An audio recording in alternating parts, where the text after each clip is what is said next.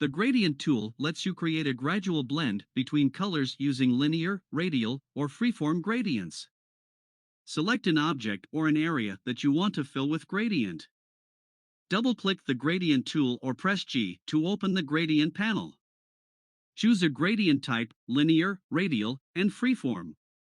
By default, linear gradient type is selected. Change the stroke, angle, aspect ratio, or opacity to edit the gradient. Use the gradient slider on the gradient panel or on the object to change the color blending location. Drag and adjust points on the selected area to change the color blending effect. The Shape Builder tool lets you create complex objects by merging and erasing simpler objects. Click the Shape Builder tool or press Shift+M to select it. Click the selected region to extract the parts of the shapes you need to merge. More anchor points are introduced where the shapes break up.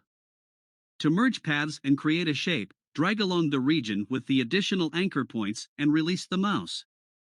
The Mesh tool lets you blend colors and create contours on the surfaces of objects to provide depth and color transition. Select an object and click the Mesh tool or press U.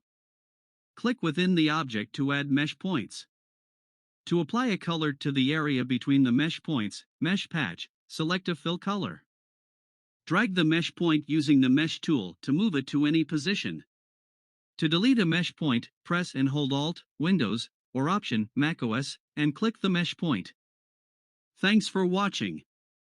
ITMaster channel. Please like and subscribe this channel.